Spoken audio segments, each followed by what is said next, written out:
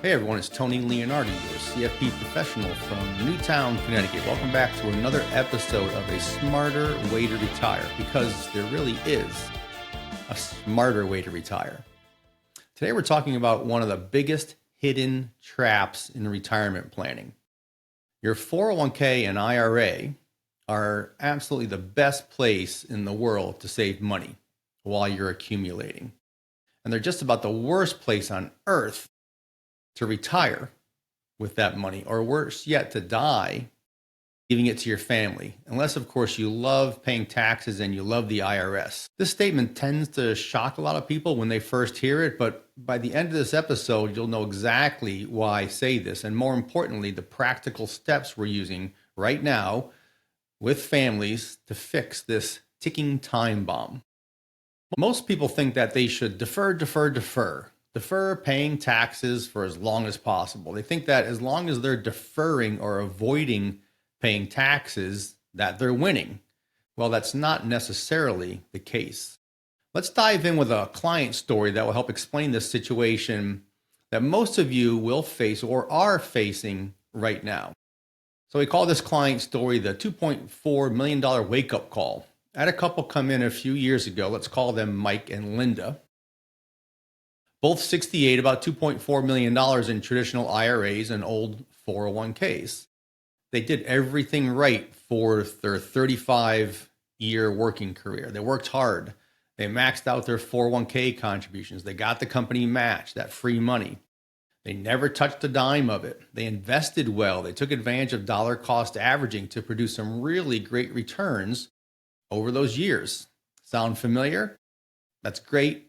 Fantastic. They proudly showed me their investment statements in our first meeting, and I was very happy for them. $2.4 million, that's a great accomplishment. But I knew, because I'd seen this plenty of times before, that what we were looking at and what they were proudly showing me was a ticking time bomb. So as I do with all my new clients, I suggested that we build their financial model to help us make smart, informed decisions. And that's true. That's exactly what the model is designed for, to help us make smart, informed decisions together, to help me give you good advice. But more importantly, it's so that you can see on paper where your weaknesses are and help you understand why I make certain recommendations. So it's a process that we do together. So I built their financial retirement model and ran their forward projections. At age 73, their required minimum distributions are projected to be almost $120,000 a year. $120,000 coming in automatically every year. $10,000 a month. Sounds pretty nice, right? Well, that is very nice, but it's also a little bit bittersweet, I would say. You see, that number does 4 very painful things for Mike and Linda and their family. Number 1, it pushes them into higher tax brackets, and who wants that? No one. Number 2, it triggers thousands in extra Medicare Part B and D premiums every year. It makes up to 85% of their Social Security taxable, and when they pass, their 3 kids have to empty whatever's left in those accounts within 10 years, right in their peak earning years. See, Mike and Linda have 2 successful kids who are actually in higher tax brackets than they are. And that's great for the kids, and it's also great for the IRS. So what is the problem? Let's try to put this into perspective. Here's what the modeling showed. Now, this is rounded. I used conservative growth estimates, 5 to 6%. Current tax tables, 3% inflation. Here's what the estimates and their projections showed. Estimated lifetime taxes, including Medicare surcharges paid by Mike and Linda, plus the estimated taxes paid by their heirs after Mike and Linda pass, based on that 10-year rule, total to the IRS with Medicare will be approximately $1.8 to $2.3 million in taxes. Now you're saying, how can that be? They only have $2.4 million to start with. I'm not saying that they have a 100% tax rate on the $2.4 million. The account is projected to grow over the years, and the IRS is also your partner in that growth. So while they don't have a 100% tax rate, it does mean that about 50 cents on every dollar will end up in the hands of the IRS, coming from Mike, Linda, and their 2 kids. If they do nothing, if they don't make any changes. So picture this for yourself, because if you're in a similar situation, similar ages, etc., this is what it might look like for you. If you have a larger balance in tax-deferred retirement accounts now, the IRS may end up getting 50 cents on every dollar, including the growth, or about the equivalent of what you have now in savings. How do you feel about that? I find it sickening. Of course, one solution is Roth conversions, which we talked about several times in the past, but it's not the only solution. But if Mike and Linda do moderate Roth conversions over the next 5 years before they reach RMD age 73 and their income is relatively low, so that they can fill the 22 and 24% brackets, we can get that total projected lifetime tax bill down to around $800,000 roughly. That's a projected lifetime tax savings of over $1 million. Pretty nice. So these are projections, not promises. Tax laws and markets change, but the range is directionally accurate for most couples in this situation. So Mike looked at me and said, "Tony, I thought I was being responsible." Well, he was. During the saving years, the accumulation years, he was being very responsible. The system just flips on you the day that you stop working. That's why the first question I ask every new family when they come in is, how much of your money do you want the IRS to inherit? Because right now, the default answer is a lot more than people realize. So why is the system designed this way? Well, think about your financial life having 2 phases. Phase 1 is the accumulation phase. That's your 20s, your 30s, all the way up through around retirement age, let's say 65-ish. If you're utilizing 401ks, retirement accounts, you get upfront tax deductions, possibly an employer match, some free money, tax-deferred growth, dollar cost averaging, great place to save. Everything's on payroll, autopilot. You're taking advantage of what Warren Buffett calls the 8th wonder of the world, compound interest. But even better than compound interest, you're getting tax-deferred compound interest with a company match on top. How do you beat that? Amazing wealth creator. The government loves you saving this way. That's why they set it up this way. They're practically begging you to fill that bucket, to fill that jar. And most people do. And that's a great plan. But then you reach retirement age and you reach phase 2, the distribution and legacy phase. Suddenly the rules change. Every dollar that comes out is taxed as ordinary income, not capital gains. RMDs force withdrawals whether you need the money or not. There's no step up in basis at death on all that capital gain. And there's the 10-year emptying rule for your non-spouse heirs, for your kids. When you go from the accumulation phase to the distribution phase, the whole ball game changes. Not only in terms of taxes, but in terms of how you invest. The investment game changes as well, which we'll focus on in a future episode. But for now, let's stick with the tax issues in this episode. Let's talk about the upfront tax deduction that you get in your 401k. As you know, every dollar that you put into your 401k goes in pre-tax, so you're saving your current working year's tax rate on that, let's say, bi-weekly contribution. You're lowering your tax bill for the year, and that sounds amazing, right? Well, it is, sort of. Think about this in terms of a new college graduate, starting their first job, getting their first big paycheck, and they want to be responsible. They want to save for retirement. They want to lower their tax bill, and they want to get that company match, that free money. All great ideas. Most college graduates will be in the 12 or more likely the 22% tax bracket. My 2 boys are in this group, fairly recent graduates with good jobs, 401ks in the 22% bracket. You might know a few young adults in this group as well, maybe even your own kids. Does it make sense for them to put money away pre-tax and save 22% today if 30 or 40 years later, they'll be forced to take that money out of the account at 24, 32, or 35%, or maybe even worse? What have they done in effect? They did a reverse Roth conversion. They traded a lower tax rate today for a higher tax rate in the future. Does that make financial sense? No, it does not. And what happens if tax rates go up between the time they start working and the time they retire? What are the odds, if you're a betting person, that tax rates will go up over that period of time? I think most people would say, yeah, tax rates will probably go up over time. So what's the best advice you can give to your kids about maxing out their 401k? Well, if they have a company match, I normally suggest that they do whatever they need to do to get all that free company match money. Then switch over to a Roth 401k option. Many plans have that option now, or Roth IRA if the Roth 401k option isn't available. You don't want to trade a low tax bracket today for a higher tax bracket tomorrow. That's bad planning. You don't want your kids building up all that wealth in a tax-deferred environment. And the same goes for you. Ideally, you don't have all of your wealth in a tax-deferred environment. It's easier for your kids because they have more options available to them, such as Roth IRAs and Roth 401ks. We didn't have those options available to us. So back to our retirees, Mike and Linda, and all of you listening today. Remember, we have two phases, the accumulation phase and the distribution phase.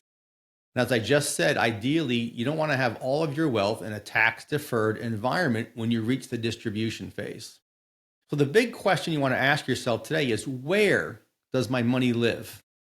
You see, the same dollar saved in 1995 can be worth 30 to 50% more to your family, depending on where it lives when you retire or pass away. Where your money lives could be more important, more impactful to you than how you invest or what you invest in. So where is the big question in retirement, not as much how or what. So what do I mean by where my money lives? I like to think in terms of buckets and what I call the 3-bucket framework. Forget asking how big is my pile or what am I invested in. Start asking, where is my money sitting?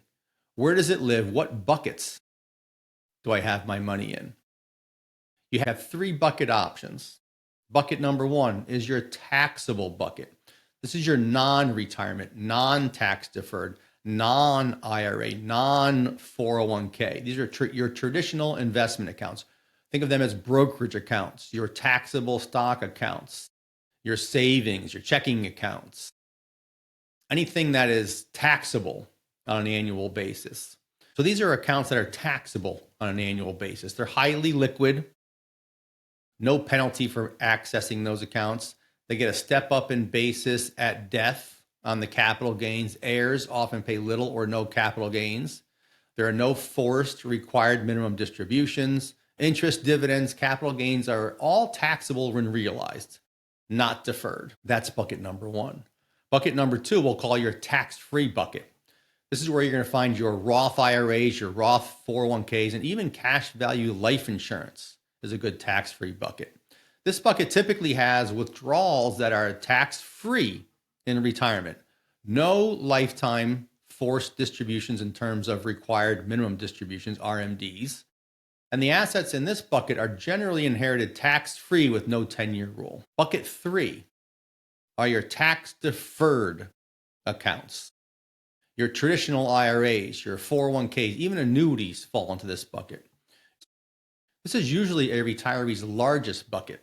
It's fantastic for accumulation, which is why they grow to be such large buckets to begin with. But then they become the most heavily taxed bucket in retirement and at death. So you have 3 potential buckets available to you: the taxable, the tax-free, and the tax-deferred buckets. A reasonable goal by retirement would be to have about a third in each bucket. That'd be a great place to shoot for. Ideally, though, bucket 1, your taxable bucket, should have about 12 to 36 months of living expenses in there, plus any heir-friendly money you're earmarking for the kids, stocks that you want to pass to the kids that have a lot of built-in gains, etc. They should be in your taxable bucket. Bucket 2 is your tax-free bucket. This bucket should be as large as possible. And why not? It's tax-free. Make it as large as possible. Bucket 3 is your tax-deferred bucket. Make this bucket as small as the IRS will let you make it.